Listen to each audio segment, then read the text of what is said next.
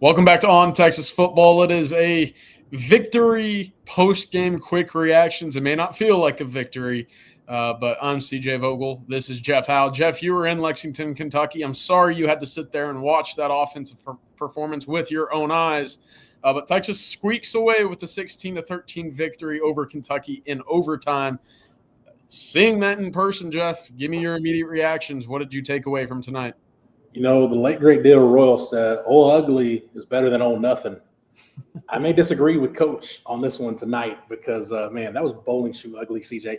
We have to talk about the offense because their ineptitude compounded everything else. The defense was on the field way too long. I mean, we're talking about the defense's inability to scoop up fumbles as being something that nearly cost you a game. Yeah. And that shouldn't be the case at this point halfway through the season. You basically had to have the special teams play perfect to where, as good as they were, even a couple of pre-snap penalties, you're like, man, those hidden yardage you can't really afford to lose. So when the offense is as bad as it was, it just compounds everything. And look, there's no way to sugarcoat it. The last time Texas failed to crack, and keep in mind, they had an overtime possession as well. Yep. The last time a Texas offense failed to crack 200 yards of total offense was the 2015 season opener against Notre Dame.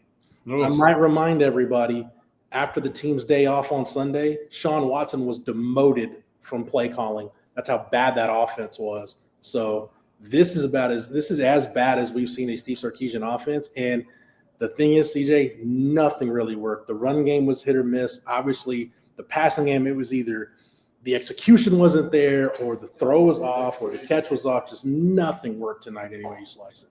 No, you're absolutely right. And it was frustrating, right? Kentucky coming into this evening was not a great run defense, and Texas didn't really even try to establish a run early on. To your point, offensively, Arch 44% completion, and as a result, a lot of quick drives, a lot of quick 3-and-outs that put the defense back on the field. Kentucky had 86 snaps of offense in comparison to 55 from the Texas offense. On top of that, 39 minutes of time of possession to the Texas Longhorns, about 20 and a half.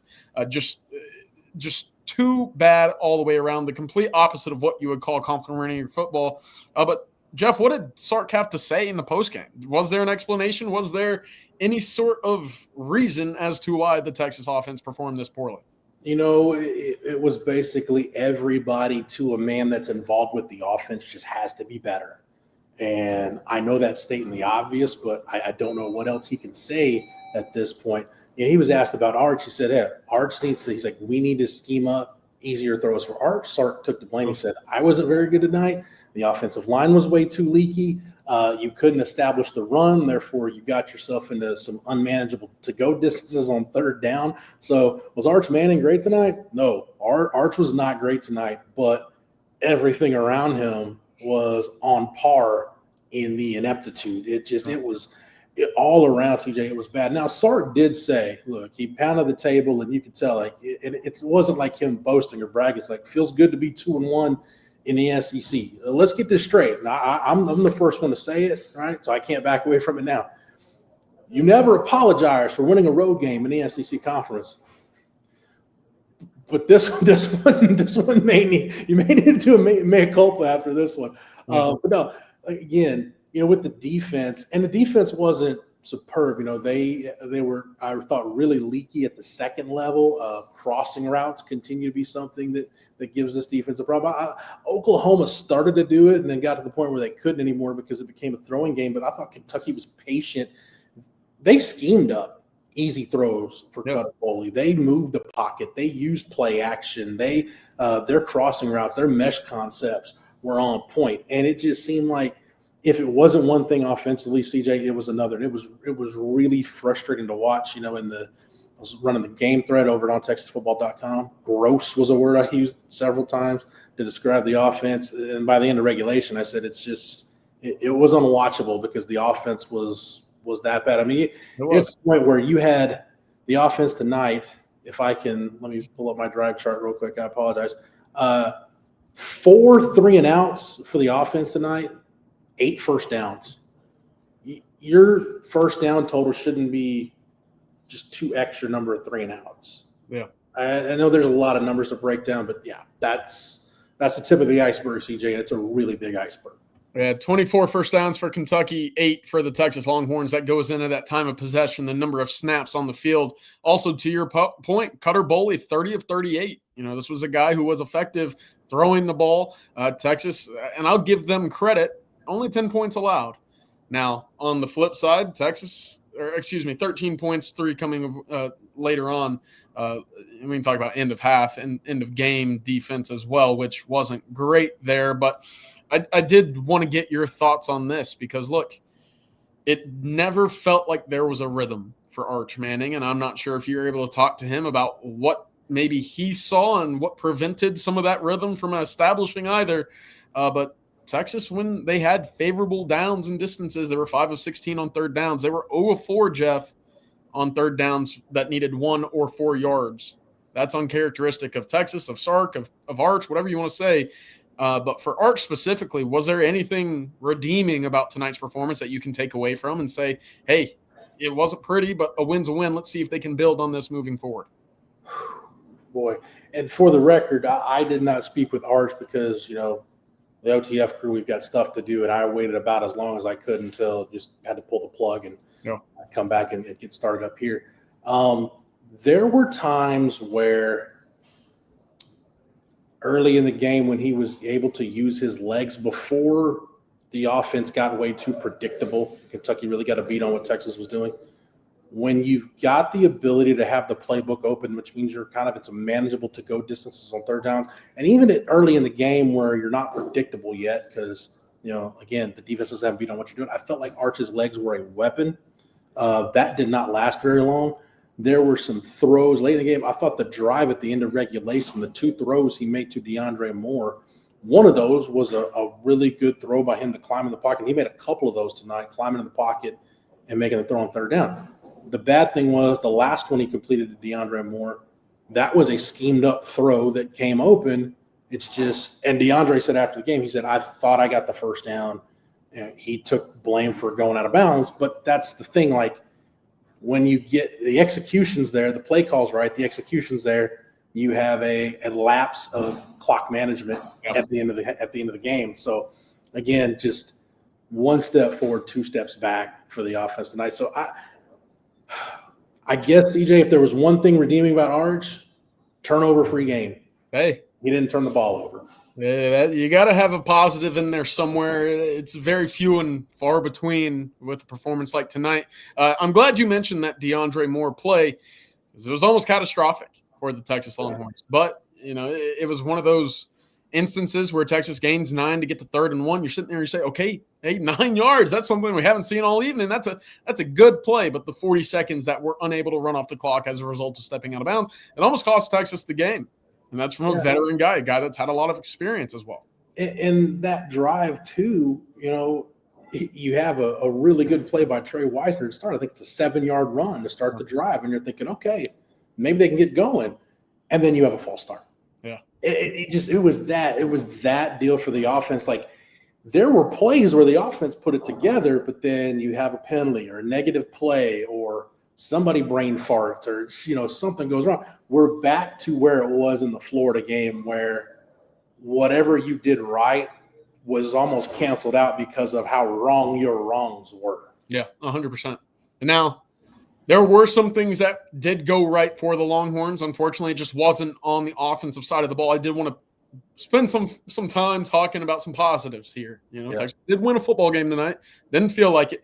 But we got to talk about Colin Simmons. 3 sacks tonight, a forced fumble in there. Texas, we can talk about fumble luck. 4 balls hit the ground. Texas came up with none of them. That was a bit unfortunate. I thought Anthony Hill had a pretty solid game around in the second half as well. Interception, led the team with 12 tackles. On top of that, Ryan Niblett, 2 massive punt returns. Texas does not win this game without Ryan Niblett. Quick little stat right quick. It's not a fun stat, but it's something I need to mention. Ryan Niblett, 88 yards of punt return tonight. That's great. Set up the scoring touchdown or the scoring drive from the 5-yard line. Jeff, Texas didn't reach the red zone in any of their other possessions tonight outside of that run. That one. And they started on the 25-yard line in overtime, Jeff. Couldn't gain 5 yards. So the positives there basically start and end with Colin Simmons the Texas defense and Ryan Niblett. But you've got a game changer at punter with Jack Bowmeister. You didn't even need your gunners to be in a position to keep the ball from going into the end zone because the bounce was that friendly. So big-time game by Jack Bowmeister.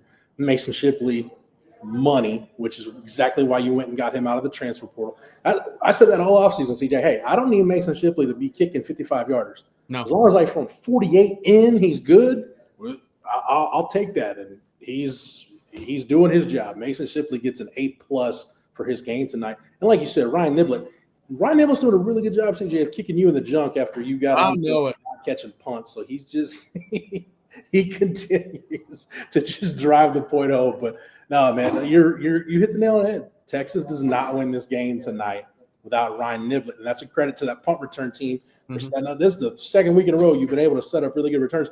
You got to think at some point. And with the offense, we don't know what we're going to get from the offense week to week now. There may be a point where, hey, teams are going to start kicking away from him or altering their game. Now Jeff Banks' counter punches. Now you come after one.